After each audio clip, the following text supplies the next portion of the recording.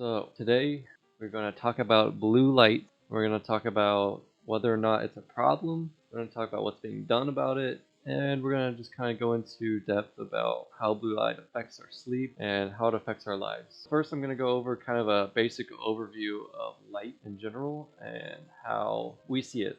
So right now we have a wavelength, and from the right side, from this side to this side, we go from lower energy to higher energy. And so we go from the lower energy things, which is where we get TV waves, radio waves, FM, AM. In between infrared and radio, we also have microwaves. And then we have this tiny, tiny section, which is the visible light we see. So the red of the shirt I have on, the red of the Among Us thing, all the colors you see at the bottom of the screen. These are all different wavelengths of light, and these wavelengths of light bounce off items and they reflect back into your eyeballs. And so that's how we see color. And if you keep increasing the energy and you make these wavelengths a lot faster and smaller, you start getting to more dangerous types of energy, which is ultraviolet rays, X-rays, and gamma rays. And now when I mean dangerous, I don't mean it's something we should never use. Like X-rays, we've learned how to turn these things that are at first dangerous into good things.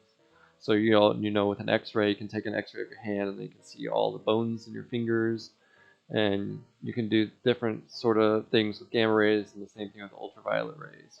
But today, we're going to focus in on this sliver right here, which is the blue light, the purple light. And the reason that I'm bringing this up is because a lot of people, like Ed, have some issues with their eyes where they stare at a screen all day, say they're editing a video, and they start getting headaches, migraines. And so one of the things they do is they go to get blue light glasses. And when they go to get these blue light glasses, they put them on, and what it means is it's filtering out. So those waves are then coming in, they hit the glasses, and then the glasses filter out that blue light. And some people say it helps them a ton.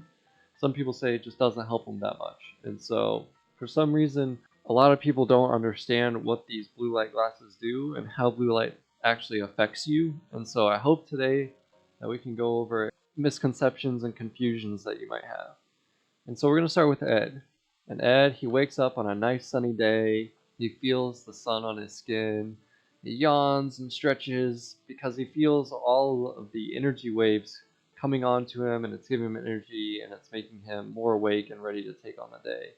And so when the sun poops out that energy onto you, it goes into his eyes, and there are certain receptors in his eyeballs that pick up, okay, this is a yellow light, this is a green light. And sometimes that can go into your eyes, and it can say if you stare at the sun too long, you'll get blind. It's because you have those harmful rays, which I talked about earlier, which will hurt your eyeballs. And so a lot of scientists are trying to decipher where this line is between good and bad, and what we can do about it. And so obviously, as I talked about earlier, this left side is the bad side.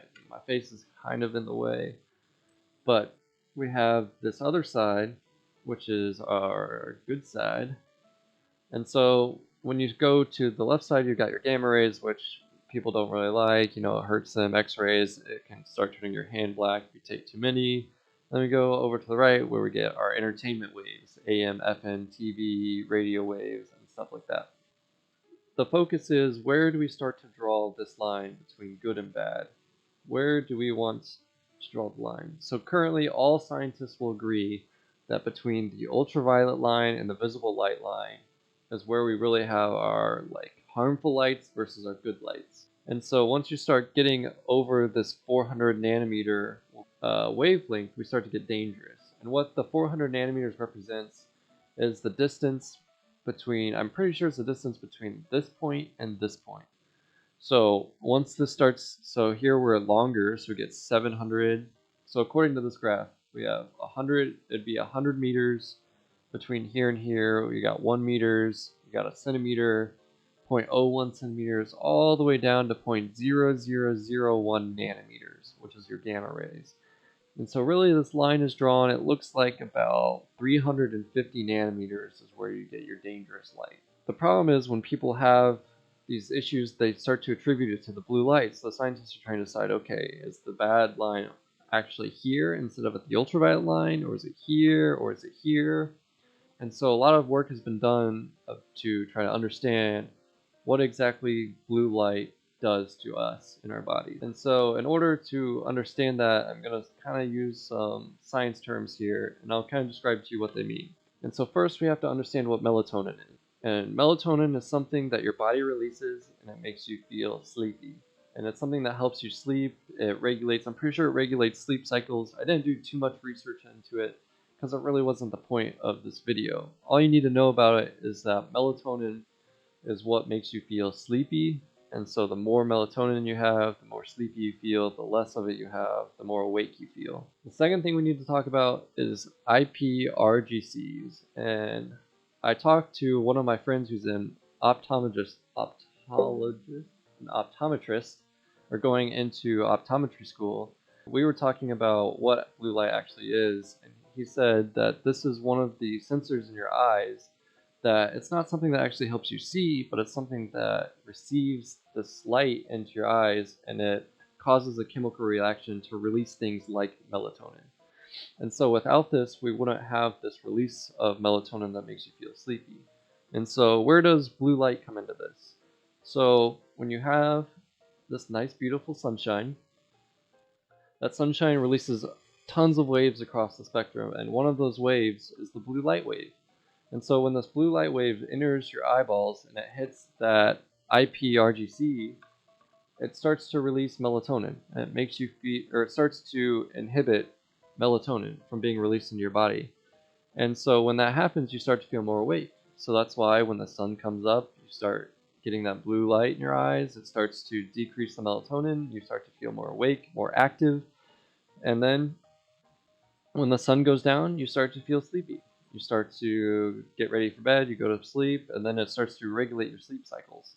And so we have this typical cycle of a lot of melatonin, you feel sleepy, you wake up, you get blue light, and then that goes down, and then back up, and goes down. You're awake, you're tired, you're awake, you're tired. We all do this every day. We go to sleep at night, we wake up in the morning, we have our day, and then we go back to sleep when the sun goes down. And so when we start to do things like at night we lay in our bed like Ed does on his phone all day, we start to increase the amount of blue light that we have going through our eyes. And so instead of our graph looking like this, our graph now looks like this, where you're asleep and you wake up and you have melatonin, and you get the sun on you, go about your day, and then it starts to decrease, and then it never goes back up because you're always looking at a screen. You're always looking at blue light screens. And so Ed is starting to feel some problems from this because now he's not able to sleep very well. He's starting to have irregular sleep cycles. He's starting to get headaches, migraines. Since he's looking at a screen all the time, he's starting to get eye fatigue. And so he goes to his doctor, and his doctor actually recommends that he gets blue light glasses. And what this means is it's going to take, as I said earlier, it's going to take the blue light that comes in from our outsides. It's going to go through the glasses, and those glasses are going to filter out all of the blue light. And you can actually do this test and see what it would be like if you go to your phone and you turn on night mode. On an iPhone, it's just in display and brightness, and then you'll go to night shift, and you'll set it to whatever time you want, or you can manually enable it, and then you can make it more warm or less warm, and it makes it more orange or red, however you want to look at it, or less orange or red. And so what that does is it's decreasing the amount of blue light that we're taking in to make our graph that you see here look more normal, look more like this. And so as this light is filtered out, now he doesn't have all of these headaches that he's getting. He's not getting as much eye fatigue, but what's for sure happening is he's not getting that decrease in melatonin, and he's able to then feel tired at night, and he's able to sleep well, and he's able to be like a normal person like he was designed to, because we're designed to feel this way. We're designed that when the sun comes up, we're going to be up, we're going to be active, and then when the sun goes down, we're going to sleep. We're not nocturnal like some animals are. And so the question of, is blue light bad? The answer to this question would be no. Without blue light, we wouldn't have our sleep cycles, we wouldn't have this ability to feel the way we do. So people like my mom, when she's especially in the winter when it's dark all the time, she gets into this she's seasonal depression, I think is what it's called. And one thing that she does is she has this light that she sets up in the morning. And so when she wakes up in the morning, she turns it on, and it makes her feel more awake and more active. And the reason for that is because it's really releasing blue light.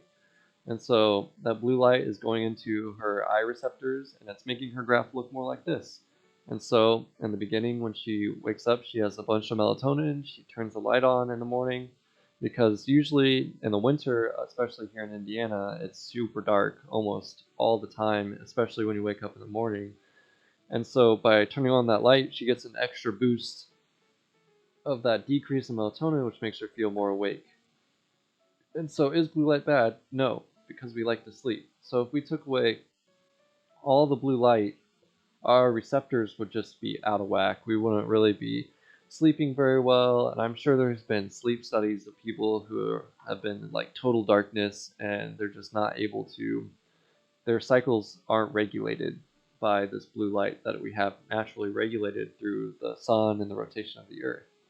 And so the line that scientists should play should really be left at this ultraviolet light being the most dangerous kind. But obviously, too much of anything is bad. You have too much water, it's bad for you. You could drown yourself by drinking too much water. So too much blue light is obviously going to be bad, which I showed with this graph. Application and future outlook of what this is going to be like. So with electronics, things you can do to help yourself and not take in too much blue light is to enable these night modes where you can decrease the amount of blue light put out by your phone or by your computers. I think almost all devices now have this ability to be like that. And so that's one thing you can do. And you can also get blue light glasses, which we've talked about multiple times to help decrease the amount of blue light you're taking in. And scientists right now are trying to decipher whether or not eye fatigue is actually caused by blue light. Because a lot of people, they have benefits and they also have things that don't really help them when they get blue light glasses. So some people say it cures all their headaches or eye fatigue, but some people don't. And so the scientists now are trying to decipher whether or not eye fatigue is really caused by an excess of blue light coming in, or if it's really just when you're ultra focused on your screen, you're not blinking, you're really straining your eyes, they're drying out because you're not blinking, and so not getting lubricated. And so a huge part in science right now is trying to decipher where this eye fatigue comes from. And since really these computers and devices are so new, it's really hard to tell, and there's not much data available for scientists to really agree on this.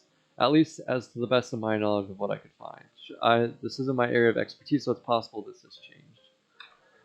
And so the last thing is, like I was saying with people like my mom, you can have better mornings if you take this and flip it on its head. And say in the mornings, if you're just always feeling groggy, you wake up for school, it's dark outside and you're just sad. One thing you can do is you can buy these natural light emitters. And you can just set it on your countertop, and when you wake up in the morning, you'll just turn it on.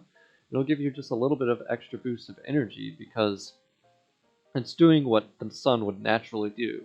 It's helping you to feel more awake and more energized to go throughout your day. It's just giving you a little bit of boost that's natural. And so, really, like I said, just to hone this in, too much of anything is bad. And don't spend every waking hour in front of a screen. Because no matter what, you're going to get too much blue light if you do that, and that's going to be bad. So make a point to not use your phone in bed and to not do certain things at night. Try to stay away from your electronics like hours before you go to bed, half an hour before you go to bed. To make sure that your body is doing what it's supposed to do, what's naturally supposed to do, and you're not really hindering it from doing that. And so I hope you're able to take a little bit away from that and you're able to maybe make a little bit of changes in your life. And if you don't have night mode on right now, maybe you'll think about changing that and maybe it'll help you sleep a little better. And who knows, maybe you can just test this out for, say, do it for like 30 days or something like that and just see if it really affects you or if it really makes you feel better. And if it does, great. But if it doesn't, then you just go back and do whatever you were doing beforehand because everybody's different. And so nobody is going to feel these effects the same way. No one's going to feel these effects the same way as your friend or your family member. Everyone's going to be different. And so the way blue light affects everyone is different. The way the body reacts to different circumstances in general are going to be different. So do some experimenting with yourself. See whether or not blue light's really affecting you a lot, or whether or not it'll affect your mood or how you perform in the morning, whether you're energized or not. So yeah.